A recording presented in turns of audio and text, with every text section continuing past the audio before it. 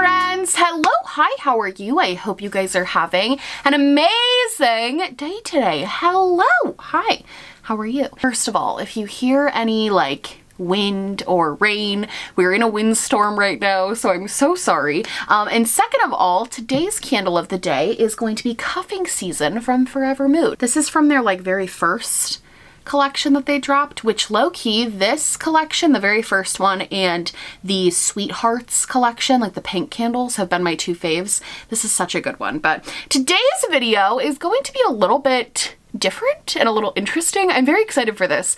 During Glowmas, I did a video called Roasting 2020 Makeup Trends, and it was basically where I went through, I think it was Allure's like 2020 makeup trend, and just talked about like if I thought they were accurate, if I thought they were right. And I honestly, one of my favorite things lately has been to see how the mainstream media sort of perceives makeup, because I think that they perceive things and say things different than maybe what I see a lot of YouTubers in beauty YouTube talking about. Like, I think YouTube makeup and mainstream makeup and the perception of that are two different things. So today I thought it would be fun. One of you guys actually gave me this idea. One of you guys linked me an article that had like the best makeup palettes of 2021. It's just so interesting to see. So I'm going to be kind of giving my reactions slash roasting to some of these websites and what their top picks for eyeshadow palettes of 2021 would be. And I'm very interested to know your guys' opinion on this, because something that's been brought up in my comment section a lot lately that I don't obviously think about is that obviously I think about makeup in terms of like an American perspective. Like, I really think about what's popular around me and in my country. But a lot of you guys point out that there's like completely different markets in Asia, in Europe, all over the world. There's so many different makeup markets and so many different people like different brands or like different things. And so I'm really interested to know down below, would these palettes be considered super popular like where you live or anything like that? Because I think that's a really fun, interesting perspective. Because maybe this is just like, to me as a person who lives in New York, I'm like, this is dumb. But maybe it is, but also maybe it's popular elsewhere. So I think that's kind of cool. Hello, it's editing me. So, by the way, this video is sponsored by HelloFresh. So I'm gonna roll a little sponsorship for them, one of my faves. Today's video is sponsored by HelloFresh. HelloFresh is America's #1 meal kit, and it makes cooking at home fun, easy, and affordable. Charles and I started using HelloFresh. I think we've been using it it's been a long time. We started using it basically when quarantine started. We wanted meals that had that restaurant quality while also not having to risk going to restaurants, and HelloFresh has been amazing for that. The food is delicious. For this meal today, we were making this like chicken with mushroom sauce and cheese and carrots with mashed potatoes, and it ended up being so good. I particularly usually love the mashed potatoes from HelloFresh. If you see meals with mashed potatoes, I would recommend them. The biggest thing we love about HelloFresh is that it saves time and it's just so stress-free. It's so nice knowing that we don't have to worry about dinners. We don't have to worry if we have all of the ingredients. Everything comes in this pre-packaged bag. You're good to go. And I also just love how much it fits our lifestyle. This meal took around 35 minutes. It was a little bit longer because of the carrots, but the average meal takes like 20 to 30 minutes. It really takes no time at all. And I absolutely love that. And also, I love that HelloFresh is committed to giving back. HelloFresh has donated over 4 million meals to charity in 2020 and is continuing to step up their food donations amid the COVID pandemic, which I think is phenomenal. Just as a final note, Charles and I really love using HelloFresh because it's a really nice way. I'm not the best cook, so it's a really nice way for us to do something fun together, work together in the kitchen, and make a really delicious meal that I can actually help and participate in. If you're interested in trying HelloFresh, I would recommend it. You can go to HelloFresh.com and use code SMOKYGLOW12 to get 12 free meals, including free shipping. Yeah, definitely go check them out. Thank you so much to HelloFresh for the continued support. I love working with them because it's a brand I really stand behind the service. So yeah, thank you so much. Thank you so much to HelloFresh for sponsoring this video. So the first one I wanted to check on was a list from Vogue. And I will say, before we even get into everything here, I will say, I don't think that people like Vogue, you know, I think that they do genuinely pick their own products to put on lists like this. They do have affiliate links, which I don't think that inherently discredits. Obviously, I use affiliate links. I think a lot of people do. I don't think it inherently discredits somebody when you use an affiliate link because that's not a sponsorship. It's a very different thing from a sponsorship. However, there are some articles in here that we're going to talk about where there are almost identical lists on different websites. And if I had to guess, I would bet that the brand offered an incentive to some of these websites to put some of these palettes on these lists. So first I want to do Vogue because I do think that they genuinely picked these, and they actually have the disclaimer that these are all independently selected. However, some of the retail links are affiliate links, so they're very transparent, and their list is also very different from other lists that I have seen for the most part. So let's go through Vogue. So the very first thing is the Dior Backstage Eye Palette, which I actually have heard really, really good things about these Dior palettes, especially the Backstage collection in general. I have a couple of things from the Backstage collection. I have the Backstage foundation, which is phenomenal. And I also have a blush from the Backstage collection that I've heard is really good. And I have the contour palette actually from the Backstage collection. So I have a couple of things from them that I think are all decent. I wouldn't say that Dior's makeup, besides that Backstage foundation, that is really good, but I wouldn't say their powder products have ever like wowed me. But I know that this Backstage collection is supposed to be based on like your backstage at a runway, and this is like editorial makeup that like makeup artists for models would use at like a Victoria's Secret fashion show. Like that's the whole vibe. Not surprised that this is on the list. And having not tried it, I can't speak to the quality too much. But I will say I think that this is kind of like right on the money. It's a very sort of neutral mauve-y toned eyeshadow palette, which a lot of people I think are going for more like the neutral light eyeshadow makeup looks. So I think that this is very fitting. I also can see why a lot of probably celebrities would utilize the Dior makeup because it seems like that this is kind of a favorite for makeup artists, this Backstage collection. So I can see why a lot of celebrities might use it, which in turn, when a lot of celebrities are using a product, usually they try to market it to consumers as well. So this one I think is pretty much right on the money. Next is the Nikkie Tutorials Beauty Bay palette, which I have this palette. And again, for this article in particular, they interviewed like makeup artists. So this is like what makeup artists are saying they use. I have this palette, and I will say I am surprised that it's on this list, especially used by makeup artists, just because in particular with this palette, the mattes were actually pretty good. Like I thought the mattes performed really beautifully. I enjoyed the mattes. However, the shimmers on this palette were actually really not very good. And I actually really love Nikkie, and I wanted to really like this palette, but the shimmers were just so lackluster and dry and difficult to use, and I think that really put a damper on things.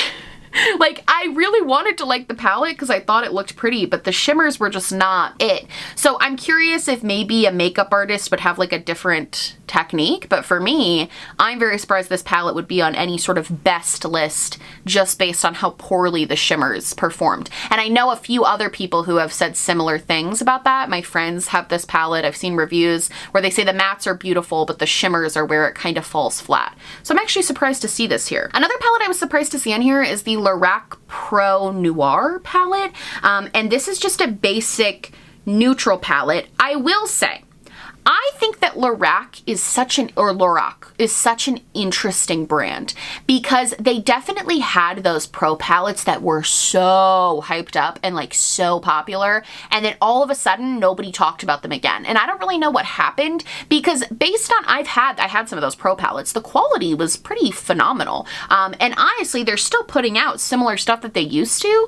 Like this palette right here looks great. It looks like you could create a really nice like neutral smoky eye. The price point is really good at $35. Like everything about this screams it should be doing well for Lorac, but for whatever reason they fell off and they can just not get back on the hype horse. I feel like their stuff used to be always sold out. It was like impossible to find, and now the only place I ever see their stuff is at Kohl's, which is a little weird. I don't know. I'm super interested by this though, and it's interesting that makeup artists are still using this stuff, which makes sense because their formula was really easy to blend and their shimmers were actually pretty good. But again, as far as most hyped up makeup in the game right now, I feel like you don't think Lorac when you think of the most hyped up makeup in the game right now, like palettes that you need to own, palettes that are great. I can think of so many other neutral palettes that would be even more hyped up in sort of like makeup YouTube worlds that are not this, you know? Like, where's the Artist Couture? That Artist Couture Neutral Nudes palette needs so much more hype, I swear. The final one I want to talk about from the Vogue is they actually included the Haus Labs Stupid Love eyeshadow palette, which is the Lady Gaga eyeshadow palette that's $48. And I just really don't understand this one. I'm not trying to be like rude because I genuinely, but I don't get it. I don't get why this would make this list. Again, I understand they're reviewing makeup artists and everything, but like, is this Lady Gaga's makeup artist that's using it? Because this makes no sense to me. It doesn't make sense. So those were kind of some of the top picks from Vogue. I want to now get into ones that I think are, this is the one in particular, the list. I feel like that Vogue one was decent in the sense that I don't think any of those palettes are particularly like hyped up on YouTube or social media, but all of them made sense to me. Like, they are good palettes. They all seem to have pretty decent quality. It seems like they were getting actual professionals in the business perspective on what makeup was good. So it's like backed up by something. I would actually say like all of those palettes, I'm like, yeah, okay, that makes sense. Like maybe not the most hyped up thing in the world on YouTube, but like for makeup in general, I feel like those are all good picks. But then we get into some of the weirder articles. The articles where I'm pretty sure some finagling happened and somebody somewhere paid somebody to put this on this list, because there are a few lists on the internet right now that are eerily similar, and the number one palette on all of those lists is the Urban Decay Naked Wild West palette. Now, here's my thing. Urban Decay, I honestly have to just break down why I don't like the Naked palette, because it's not just that. They have literally taken the dead horse that is the Naked palettes and pushed it off a cliff into a river to drown. It's not just that. It's not just that they're beating like a concept to death. That's not even the point of this. The reason I don't like the Naked palettes inherently anymore is because the price does not match up to the quality. That's number one. The price point for what you're buying this for, which is I believe $54 is how much this palette costs. $49. $49, right? So it's a $50 eyeshadow palette after tax. The quality does not match a $50 eyeshadow palette. When you can get an Anastasia palette for $42, you can get an Artist Couture palette for $40, you can get ColourPop palettes for like $15, you can get all of these amazing, good quality, great eyeshadow palettes for under $50 now. Like $50 is a very, very high, insane price point, honestly. And so for Urban Decay to still be selling at that price point, you would think that the formula would have to be amazing to justify it, but the problem is it's not. The formula is not that good on these palettes, in my personal opinion. I don't think they blend very well. I don't think they work really well. The shimmers are decent, but the mattes are always very chalky, hard to blend. I don't like them. They were good for the time when they first came out, but they haven't upgraded the formula along with the times. They haven't made them smoother, easier to blend, easier to work with. It's the same old sort of dried out patchy formula for the same incredibly high price point. That's number one. Number two, let's talk about the Wild West palette in particular, because this color story, boring. I will say the one interesting color is that sort of teal color in there. But honestly, if you look at the front, because the front of the packaging is like this cool snake skin concept, I wish that the front of this palette was what was mimicked on the inside, because they have this like cool, interesting purple to pink shift. Like if Urban Decay started making multi-chromes, they would change the game. I swear. They are like the perfect brand to be putting multi-chromes in palettes, and for whatever reason, they're giving us dry, patchy neutrals, and I don't get it. Like, I don't understand it. I would absolutely say that this palette should never be on a best palette list for the quality or for the concept. Like, this one was so confusing to me. And then we had the Animal Crossing's New Horizons quads, which, okay, I don't think this is a horrific choice. This was definitely a very hyped up launch, and I don't hate these quads. Like, I don't hate it. But again, it's like best of 2021. Which most of these aren't even from 2021. So we're really talking best of 2020. You're telling me of all of the launches in all of the land, you couldn't find better than these 4 quads. ColourPop themselves have put out better launches and releases that was not the Animal Crossings palette. Like, they've put out some really decent, cool color story, cool palettes since then that were not this, and before then that were not this, and for some reason this is what was put on it. This one I agree with a little bit more though, because I think if we're talking mainstream media sort of understanding the hype that's happening in the makeup industry, this was definitely a very hyped up and talked about launch. So this one at least makes sense to me. But then we have, and this ironically is on a lot of lists, the Sweet Face palette from Tarte. I have never seen this before in my life. I have never seen this. I'm so confused by this. Have you seen this? I saw this in the picture, like on the website, and I was like, what is that? It's a face palette with an orange bronzer, a light pale pink blush, and a highlighter. I think what's so interesting about this for me is that they really could have just gone to Trend Mood and like read the comments and gauged public interest and just pulled what was poppin' based on Trend Mood's stuff. Like they have a makeup audience to pull from in Trend Mood's comment section. And I haven't even seen this freaking palette on Trend Mood. Like I haven't seen anybody anywhere talking about this. And honestly, to recommend a Tarte blush palette feels inherently like shady business practice, because a Tarte face palette is like the last thing on the list of face palettes to buy. There are so many other actually not even like again, I want to break down why I don't like this, because I feel like a lot of times it seems like I'm just crapping on certain brands. The quality of Tarte's face products, especially in the palettes, is inherently bad. Their single blushes and their single highlighters are usually pretty good, and even their bronzers back when they did Park Ave Princess were pretty good, but ever since they started meshing them into face palettes, the quality has just absolutely nosedived. Like they jumped out of an airplane without a parachute on these face palettes. They really don't care. If they had put in like Park Ave Princess bronzer and like one of our Amazonian clay blushes in like a really popular shade and like one of their stunner highlighters, if they had done that, sure. But my sneaking suspicion based on all the reviews I've seen of any of their face palettes is that they do kind of the sort of Too Faced technique where they lessen the quality of these limited edition face palettes. They're not the actual quality of their single individual products. I think this is just dishonest journalism. To put this in here, honestly. Then we have the Hollywood Flawless Eye Filter palette in Star Aurora from Charlotte Tilbury. I'm not gonna lie, like this one makes kind of sense to me. I feel like Charlotte Tilbury's eyeshadows are very hyped up in social media and just in the real world. I feel like everybody talks about these shadows. I feel like these little quads, while I personally think they are grotesquely overpriced for what they are, I do feel like these little quads get a lot of hype, especially on Instagram. I see a lot of Instagram people using these palettes. So this one, I'm not like, okay, this makes sense to me. Although I will say this one also eerily on a lot of lists, which I don't fully get. I don't know if this one may be just like, I'm very suspicious of all these brands being on all these lists. That's all I'm gonna say. I don't have any proof, I'm just suspicious. Then we have the e.l.f. Mint Melt palette. This one I don't understand. I don't understand why this is on this list. I really don't. I know people freaked out about the mint collection because I guess there was like this big tub of mint stuff you could buy. I hate mint in general, so I had no interest right off the bat. They really isolated me from that launch. It's a 4-pan green with a silver. I think I'm just confused because in that mint collection, there were so many other cool things that e.l.f. came out with that I didn't even realize they came out with this little mini palette. And while I think that at least this palette, if we're talking about like, oh, trends, this palette's definitely on trend. Like it's a small palette. I feel like people are gravitating a lot more towards those smaller palettes. Has a very cohesive color story, which again, I feel like people are gravitating more towards that. And also I think green and silver. No, I feel like green and silver are a little bit last year. So last year. I feel like green and silver were big last year. I don't feel like maybe a lot of people, although this did come out during St. Patrick's Day, so maybe. This one I'm a little confused about. I wouldn't have, if this were my list, I would not have put this on here. They also have this palette from By Terry, which again, is on every list. And I have not seen a lot from By Terry. I will say I think this palette looks okay. It reminds me a lot of Ciate London.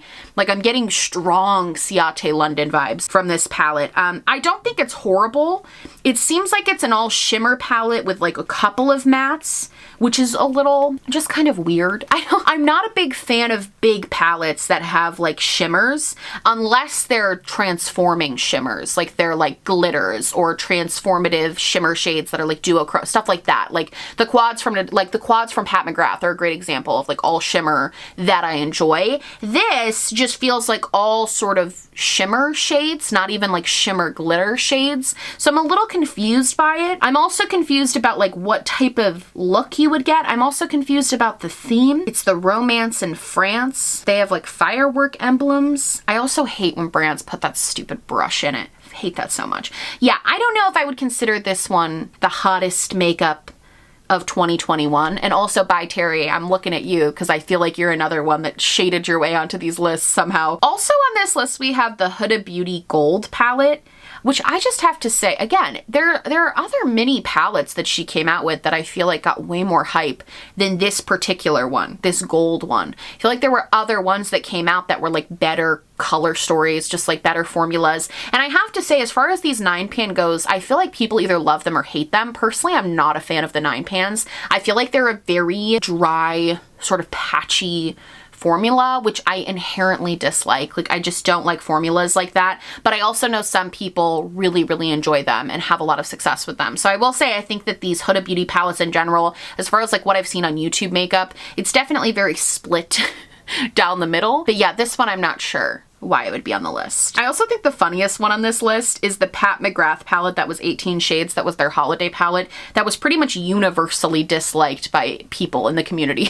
Like, pretty much universally, nobody really enjoyed it, just because, I'm sure some people did, but I didn't see a lot of positive reviews for this Pat McGrath palette because the shimmers were very subpar and the price point was ridiculously high for what it actually was. All right, let's do one more of these. This is from a publication called Hello. And they have the 20 best new eyeshadow palettes to buy in 2021. And very first one on the list, Urban Decay Naked West palette. I rest my case.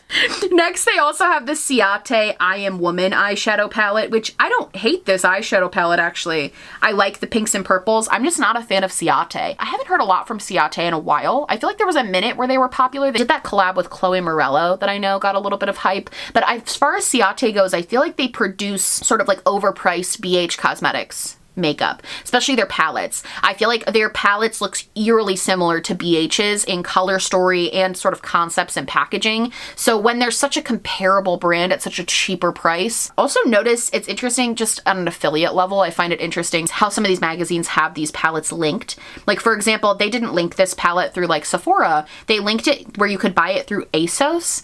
And I'm assuming that's because ASOS has a higher percentage of like money back that the brand gets. Like, I bet that Sephora had like a 3% kickback, but ASOS had like an 8% kickback. So they're linking the palette through ASOS. There's just some little insider tricks. Again, the By Terry palette is on here. This is what I'm saying. Another one, the Charlotte Tilbury palette. They have a different one with the Bobbi Brown quad. I have never tried a Bobbi Brown quad, so I'm not going to speak to that. I've heard that Bobbi Brown actually has some really really phenomenal makeup, so I won't speak to that one. That feels a little overpriced, but maybe it's not. They also have the Pat McGrath Labs one. They also have some additional ones like the Anastasia Soft Glam Mini, which kind of flew under the radar, I feel like, as far as like what I remember people talking about. I feel like this Soft Glam Mini, I didn't think this was a bad idea. When it came out, I actually thought it was a really good idea, especially for people who maybe didn't want that big neutral palette, but wanted something that would be really easy, like on the go, small, compact. I actually really liked this idea from Anastasia. I was a fan of this. I feel like the price point was a little too much. I felt like if they had priced it even like $25, it would have just been so much better. But I agree with this being on this list, I guess. I don't know anymore. And then also they have a Laura Mercier palette, Parisian Nude eyeshadow palette, which I have not seen many reviews for the Laura Mercier eyeshadow palettes, but I actually was sent one in PR when I used to do Octoly, and it was so bad. It was like actually really bad. The shimmers were very dry. They had almost no pigment to them, and the mattes blended out into nothing. I pretty much immediately decluttered it. So I would say that that also is one I would put on like a bad list. Like, I would say for their formula, if it's the same as the last one, which it's in the same packaging, so I'm gonna assume it's a similar formula, I would almost put the Laura Mercier shadows on like the bad list. And then also we have the Urban Decay Stoned Vibes palette, which I think, again, this one actually makes a little bit of sense because I feel like this was sort of hit or miss for people. I feel like some people either really, really loved this or some people either really, really hated it. It was definitely a little bit divisive. I fell on the hated it side of things, but at least it makes sense that it's on a list like, oh, at least this was talked about. It was like interesting. People sort of brought this one up. They have a Morphe palette in here. Oh my God. They have the Morphe Everyday Chic Artistry palette, which is just 50 shades of pastel pink and then a row at the bottom of dark greens and blacks. What? I don't know. Okay, I gotta stop. I have to say, final thoughts. I think that as far as magazine publications, like version of makeup, I think it really just depends on the publication. I think you're gonna get brands like Vogue, who, while maybe that wouldn't have been like my list as a makeup consumer, I think from a makeup artist perspective, that list made a lot of sense, and you can tell that there was some research put into it. And then I think you're also gonna find these lists that are kind of just like, what brand paid us the most in affiliate money to talk about it? Like, I think you're gonna get that as well, which is kind of these other more like random, like The List and like random publication and websites and stuff like that. I think the reason that some of these websites not bother me, but the reason I think they're a little bit of a sham is just because it's like, it almost reminds me of like 2016 beauty YouTube, where you just didn't know who you could trust. And like, you didn't know who was being sponsored secretly. You didn't know who was secretly making thousands of dollars off of their recommendations. That's kind of what these websites feel like to me. They just feel like you can't really trust the opinions. And I think it's sad because there's so many people who are just now getting into makeup and just now want to start buying stuff and building up, you know, stuff that's really going to work well for them and that they're going to love. And sometimes you turn to places like Google. What are the best eyeshadow palettes to buy right now? This article pops up, and it probably isn't realistically what is the best thing for you to spend your money on, or the most cost effective, or the best formula. And I think that kind of sucks. Nothing really can be done about it, but I just thought it'd be fun to kind of roast it a little bit. And I also think the media's representation of makeup is very funny. So I hope you guys like this video. Let me know what you think about these picks down below, about this, my opinion. I don't know. Let me know. I'm super curious to know what you guys think about all of this. I love you guys so much. I hope you liked this video. If you did, please like and subscribe, or just subscribe, or do neither.